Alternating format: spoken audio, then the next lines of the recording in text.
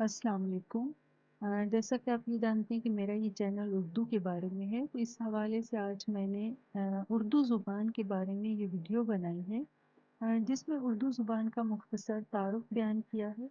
उम्मीद है कि आपको मेरी ये वीडियो पसंद आएगी और आप उर्दू ज़ुबान के बारे में बुनियादी मालूमात हासिल कर सकेंगे। मेरे इस चैनल को सब्सक्राइब कीजिएगा ताकि आप उर्दू ज़ुबान के बारे में मज़ीद मालूमात हासिल कर सकें और इस ज़ुबान को सीख सकें।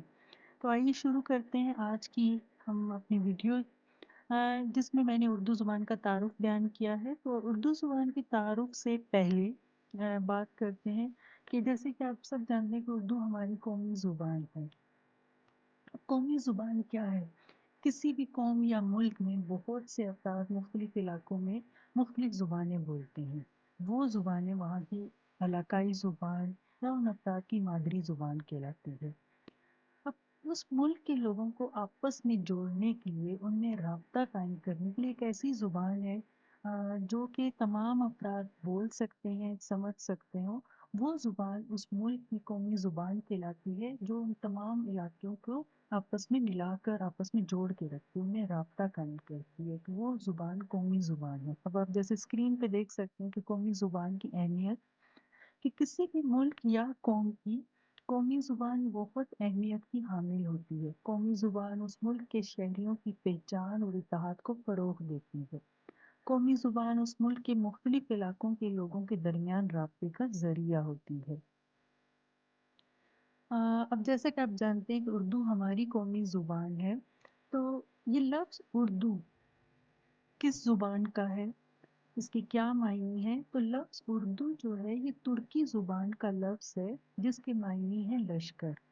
अब इसको उर्दू क्यों कहा गया या लश्कर की ज़ुबान क्यों कहा गया है, आइए ये देखते हैं। उर्दू एक हिंद आर्याई ज़ुबान है जो मुग़लिया सल्तनत के दौरान बरसग़ीर पाक व हिंद में उभरी। मुग़लिया दौर में जब मुख्तलिफ़ इलाकों के लोग फ़ौज में भर्ती हुए, तो उनके मेल जोल से ये ज़ुबान वजूद में आई। उर्दू ज़ुबान में बहुत सी ज़ुबानों के अल्फाज शामिल हैं, जो कि जैसे कि अरबी, फ़ारसी, अंग्रेज़ी, तुर्की, पश्तो, बलोची, हिंदको, सराइकी, यूनानी और हिंदी ज़ुबानों के अल्फाज हैं। इसलिए इसे उर्दू यानी लश्कर की ज़ुबान कहा जाता है। मुख्तलिफ अदवार में इस ज़ुबान के मुख्तलिफ नाम थे। इसको शुरू में हिंदवी, हिंदा और हिंदुस्तानी कहा गया। मुग़लों के ज़वाल से पहले ये रिख्ता कहलाती थी, इसके बाद उर्दू मोहल्ला और अब सिर्फ उर्दू कहलाती है। अंग्रेज़ों की आमद से कबल 19वीं सदी के आगाज़ में इस ज़ुबान ने बहुत तरक्की की। इस दौर के मशहूर शोरा में मीर तकी मीर, मिर्ज़ा ग़ालिब, ख्वाजा मीर दर्द और ख्वाजा हैदर अली आतिश शामिल हैं। उर्दू ज़ुबान की तरक्की के लिए मौलाना अल्ताफ़ हुसैन हाली, सर सैयद अहमद ख़ान, बाबाए उर्दू, मौलवी अब्दुल हक, मौलाना शिबली नोमानी, डिप्टी नज़ीर अहमद और हमारे कौमी शायर अल्लामा इक़बाल की कोशिशें काबिल फ़ख्र हैं। जब पाकिस्तान बना तो हमारे अज़ीम रहनुमा मोहम्मद अली जिन्ना ने इसे पाकिस्तान की कौमी ज़ुबान करार दिया। अब उर्दू पाकिस्तान के तमाम सूबों और इलाकों के लोगों के दरमियान राब्ते की ज़ुबान बन चुकी है।